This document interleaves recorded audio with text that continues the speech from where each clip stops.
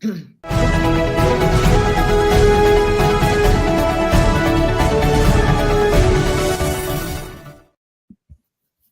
everybody. John Sviecla here for GAI Insights, bringing you the top news. Essential, important, or optional. If you want to follow along, go to gaiinsights.com/articles. You can find the articles there. Today we have Luda. We have Alden do Rosario, CEO of CustomGPT.ai. Good to have you, Alden. And Ankash. All right. Let's get into it. Ankash, first article, please. Thanks, John. So the first one that we have for today comes from Open Router and A16Z, and it talks about the state of AI. So what'd you think here, Ankash? It's a pretty data-rich thing, over 1 trillion data points. It's actually Alden, John. I'm sorry, who did I say? You said Ankash. Yeah. Oh, sorry about that, Ankash. Yeah. Alden. I can take this. Alden, So, first of all, I would rate this as essential, right? Let's understand who Open Router is. Open Router is the system by which a lot of companies get to use multiple models at the same time, right? And route the models based on it makes it really easy to switch models, get a lot of test different models and things like that, due to which they have a massive usage, right? Like you can see the 100 trillion, and that puts them in a really nice position to issue studies like this. Now, the reason I like studies like this is because, the data does not lie. And I always prefer data-backed studies rather than, hypothesis or pontification. So that's the good news about this study.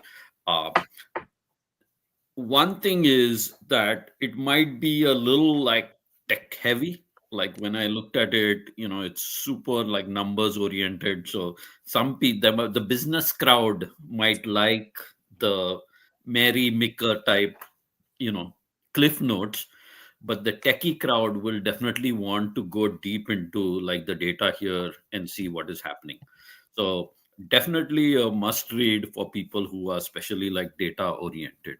The last point I would make is, we have to realize that this is a open router and they're typically used with a lot of open source models.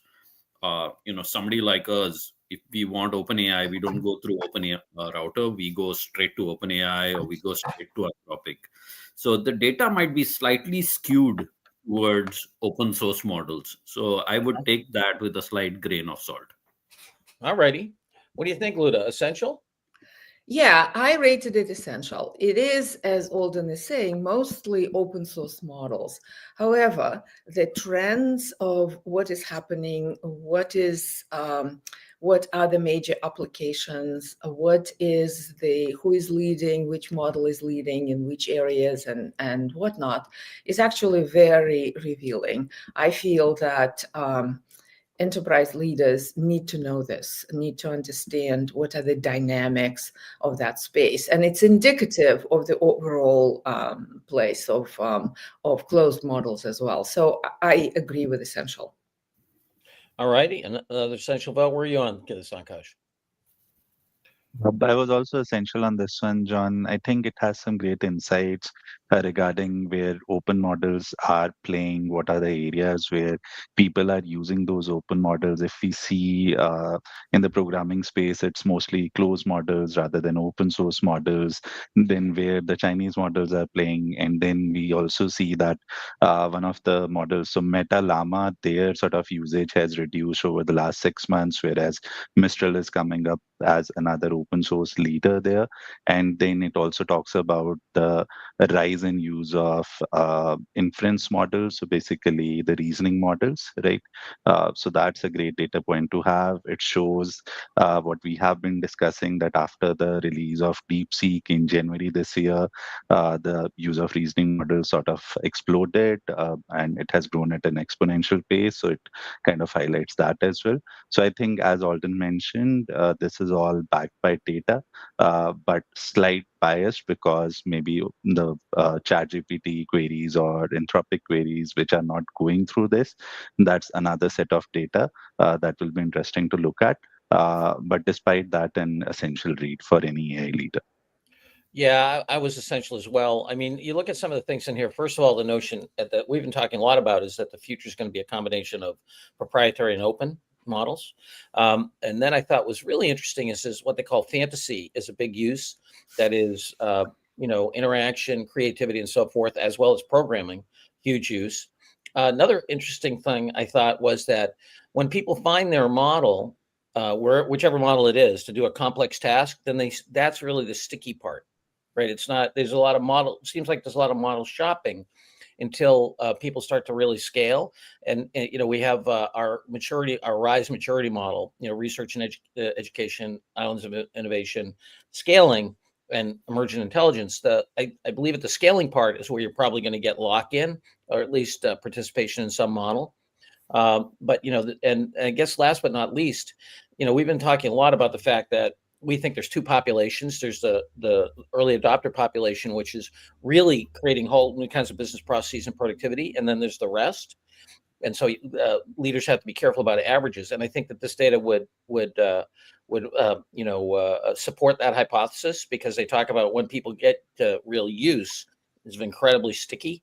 All with the caveats that you said, Alden, about this is a bias sample, bias toward open. Likely, we don't know that for a fact, but it's likely to be biased toward open. Yeah, absolutely essential, fantastic. And I just would say one thing: as a guy who used to be a business academic and a businessman, we too, Alden, not just the technical people, we too like data. Okay, and so in defense of the executive. Okay, next. Okay, the next one that we have for today comes from NVIDIA, and they talk about how a mixture of expert models are the most intelligent models right now in open source models, and how they run 10x faster on NVIDIA Blackwell NVL72. Yeah, this is so interesting. I think, and Akash, I know you're going to get into it in a second, but we've been saying for some time that we believe the future architecture is going to be a mixture of experts models, and not even just LLM models, but mixture of models, if you will. Because I'm not sure you call a data lookup or a statistical model an expert, right? But this notion of a compound architecture being the dominant performant architecture, I think, is being shown. But anyway, what did you think, Akash? So, John, I was between optional and important for this one. I think this provides a really good introduction to mixture of expert models. It talks about how most of the open source models that are on the artificial analysis leaderboard, they are mixture of expert models. We discussed DeepSeek V2 yesterday, V3.2 yesterday. That was mixture of expert as well. And then they talk about how their GB200 NVL72 chip, it helps vendors train the mixture of expert models faster. It provides better parallelization. It has another set of features which help in training mixture of expert models faster, better, and cheaper. But I'm not sure what the AI leader will do with this set of information. So that's why I was slightly optional on this one. All right, optional or important, Luda? Yeah, optional. I think, as we discussed before, there is a communication layer that leaves a lot of hardware unutilized. And so what NVIDIA is trying to do is optimize for that and train these models so that more of the hardware is utilized at runtime. So I think it's in the weeds, but an important development actually from NVIDIA. So all right. Alden, we're heading for optional. What do you think? Because this is 10 times more efficient. Yeah, optional. And somebody please drop my inference cost by 10x, and then I'll pay attention. Yeah, exactly. Yes, I do think it's interesting that they present. This is a little salesy for me too. Anyway, I do think it's interesting that they do focus on tokens per watt. Because I do think that's going to be a huge measure in this whole thing, right? When we think about, it's going to be latency, accuracy, peak load, and then, energy per inference, right? And so, but optional it is. Next. Yeah. Okay, the next one that we have for today comes from LangChain, and it is a case study about how Jimdo empowers solopreneurs with AI-powered business assistance. What do you think here, Luda? Well, I was between optional and important. It's a good use case. So Jimdo is the web builder for Europe. They pretty much have a lion's share of building websites for companies in Europe. A big share of these websites is solopreneurs. And they notice that is same as in the US when those companies can build websites, and this is bakers, electricians, things like that. They can build websites, but the problem is how do you attract customers and make it sticky, right? So LangChain used all of its ammunition to create a companion and assistant that leverages all the analytics and acts on it. So and the results are quite impressive. 50% of more new users in the first 30 days than without this type of assistant, and stickiness, 40% more inquiries and orders than without it. So it actually works, right? Yes. So for that reason, I thought that the audience our AI leaders need to know that so it's an important from that perspective. Mhm. It's a small case, works, uses semantic layer. So I was more important than optional. All right, leaning toward important on Kutch. I was optional on this one, John. I don't think it has the relevant details for an AI leader to make use of this one. So that's why I was optional on this one. Okay, so topically important, geographically important, but not a great article. What do you think, Alden?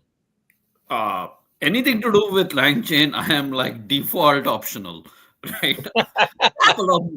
couple of months ago, I had written this article about how LangChain is never to be used in production, and people slammed me at that time, but it is so true. Like literally everybody I know, nobody builds on top of LangChain when it is for production use. It's nice to build like this one demo to show your boss, Yeah. but if it's anything to do with production stuff, like no serious company is going to use LangChain. So it is a little surprising that this company chose LangChain to do that. To do that.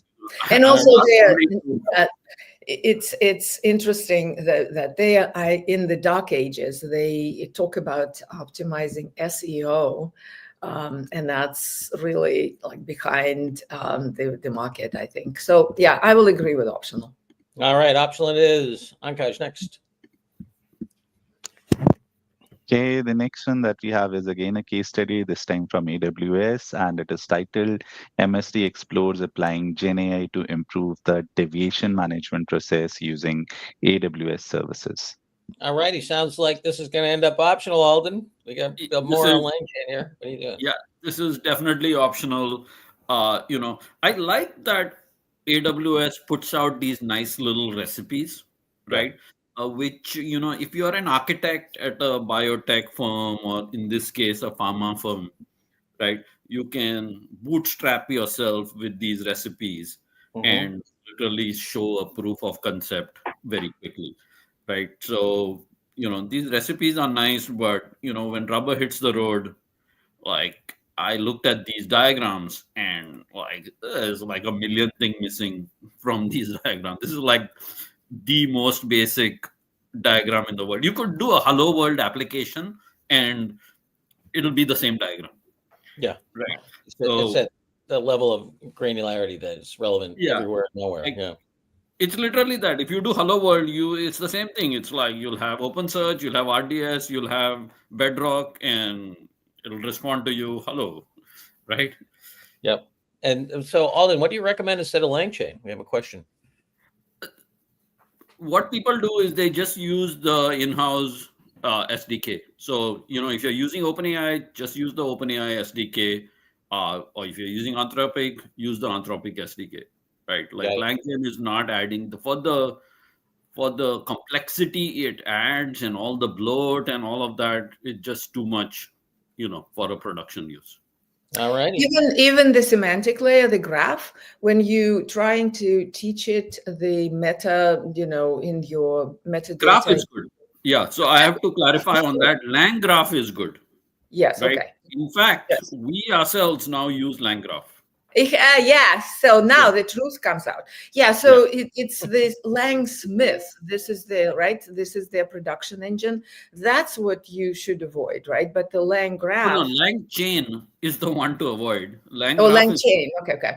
I mean, Lang Smith is the tracing thing, which The again, tracing, the monitoring. Yeah, yeah, yeah, yeah. I avoid that. I just use like Lang fuse instead. Okay. Gotcha. So Lang graph, yes. Lang chain and Lang Smith, no. All right. There we go. Luda, where are you on this? Head for optional?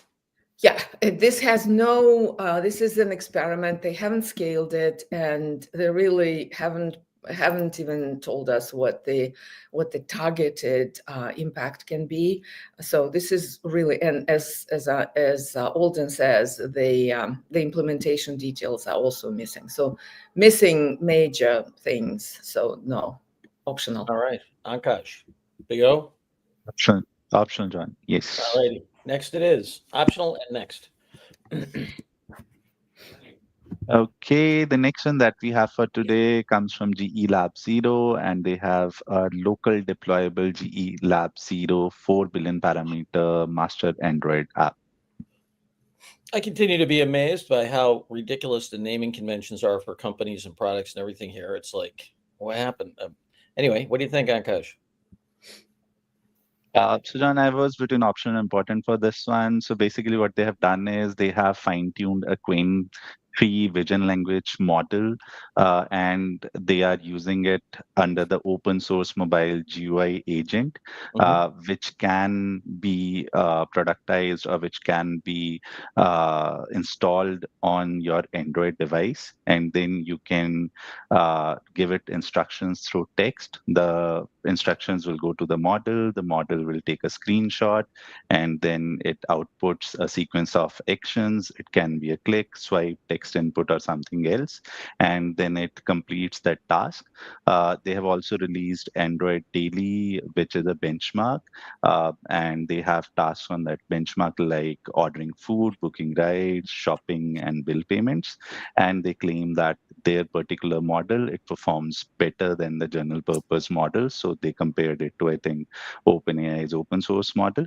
Uh, so I was important, John, because it shows us that vision language model, a 4 billion parameter model that is working well on a mobile device. Uh, it sort of provides an idea where what they have done is they have provided OS level control to this particular foundation model, fine-tuned model.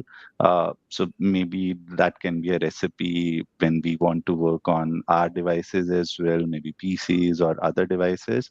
We're not sure about that. And then they provide a benchmark as well. So was important for those reasons, but then it's a Chinese model. The benchmarks haven't been tested by any lab or provider like artificial analysis. So it was optional for those reasons. So between optional and important, John. All righty. Yeah, very interesting. Starting to do, integration by looking at the interface and then using the semantics to figure out what's up as opposed to coming out of the back end and standardizing. I think interesting trend, but optional here, Luda. What do you think? Yeah, optional. It's interesting. We've been talking about at some point it will go to the edge, and it will go to the edge en masse, right? And this type of innovations are critical steps to get there, but just this particular article is optional. It kind of outlines what is needed in the next step, but I don't think we want to send people to read it. So optional. All right, optional. What do you think, Alden? Yeah, I would mark it as optional too, but it's a good area of AI that will need innovation. Like, all the attention right now is being on these large, APIs and capabilities of Anthropic and Android. Anthropic, OpenAI. But these things where AI is now moving to smaller edge devices, lower powered devices, that is an area to really keep an eye on. We are seeing this with our customers too, because some of Uh-huh. our customers, they want it running on like laptop or some, Yeah. low power device. So uh, I can anticipate that there'll be some growth in this industry. All righty. So good domain, not a great article. All right. Ankash, next and last. Hey, the last one for today comes from OpenAI, and it is titled How Confessions Can Keep Language Models Honest. Yeah, what'd you think here, Luda? Very interesting. I'm Catholic or raised Catholic anyway, and here we are, the confessional. I can see myself going into the model and kneeling down and throwing the thing. The priest throws the thing, the model throws the thing back, says, "Bless me, Father, for I have sinned." Here we are. So Yeah, so it's an ongoing research, and I think Anthropic and now OpenAI is publicly really acknowledging that models hallucinate. They take shortcuts, they reward hack and avoid instructions. But the reason being, or at least that's what the article says, is because there are so many parameters that the model is optimizing for in producing an answer. So if you put together a separate path that they called confession, that essentially is trained for honesty. So one path is produce an answer, and another one, you are rewarded as a model for honesty. How honest are you in confessing whether you've done a shortcut or you hallucinated or whatnot? yeah, And in the proof of concept, they essentially see that in most of those shortcuts were confessed by the model. So 4.4% was out, but the rest was confessed. So it's very promising, and I think it is very good for the leaders to know. So I rated it as important. all right, rate is important. What do you think here, Ankash? I was optional on this one, John. I don't know what an AI leader will do with this right now. Uh, so optional for that reason. All Yeah, right. nothing, Ankash. I thought that you want to know that this is the development, like in Anthropic case when they were counting the breaches, right? It's important to know. What do you think, Olin? I would mark it as important, and I love these type of articles. Like the last time OpenAI published this, I spent like an entire month on it, right? But again, I will take the Catholic angle here, right?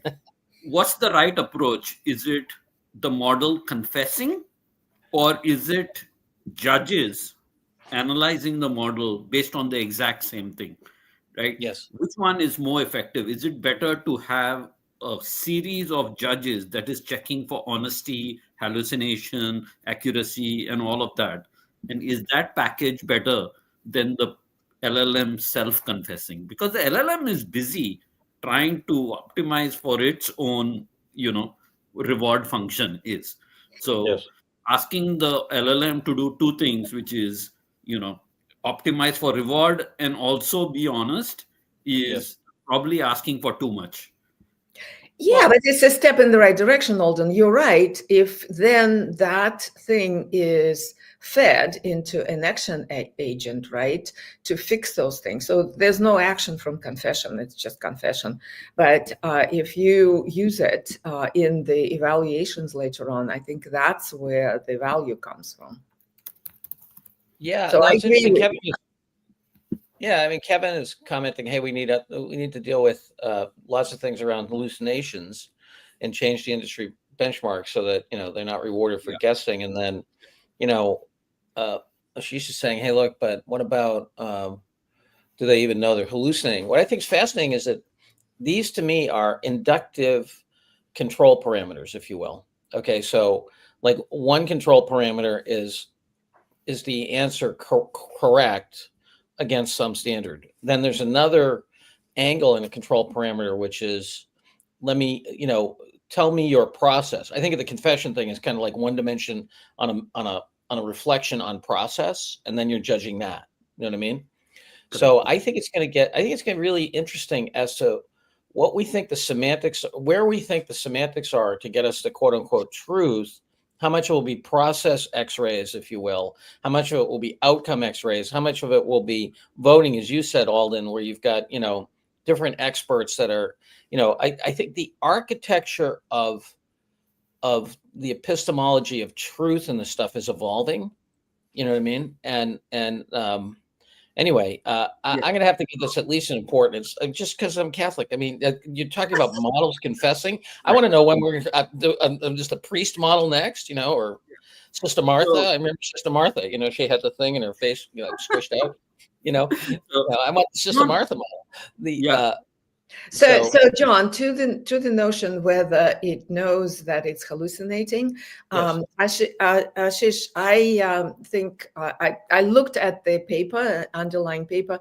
I didn't quite find this answer, but it knows when it didn't have all the facts, or it's an indication of hallucination. So, and it confesses that. So I think you would actually have the signals that the hallucination is coming. So I still think this is a very important trend, and good innovation. And all right, to jump on Kevin's point, there's a previous OpenAI paper called Why LLMs Hallucinate. And for people interested, I would highly recommend reading that paper, because that is by far the best paper that OpenAI has put out this year, right? Where it talks about, all of us are used to talking about accuracy, whereas the right thing to talk about is quality, where LLM hallucinations are penalized very heavily, right? So I benchmarked OpenAI's LLMs for quality, and the raw LLMs I had minus 200% or something like that on a quality basis, right? So you're going to see a lot of action on that front, where benchmarking moves from accuracy to quality. Yeah. Gotcha. Really great point. All right, we're going to give this guy important. Ankash, if you could do the tote board, I just wanted to announce two things. One is that our learning lab at 7 to 8 Eastern U.S. time, we're going to have Jenny is going to take us through ChatGPT 201 training, basically how to create GPTs. On Tuesday, we have ChatGPT, a free ChatGPT training. I believe it's noontime Eastern, and then on Thursday we have it for Microsoft Copilot. All right, that's it. Any other announcements? Alden, Ankash, Luda? No. All righty, folks. We got one essential, one important, 4 optionals for the weekend. All right, have a great AI weekend. Hope to see you on Monday morning. Bye-bye now. Happy Friday. Thanks, Alden, for joining. Thank you.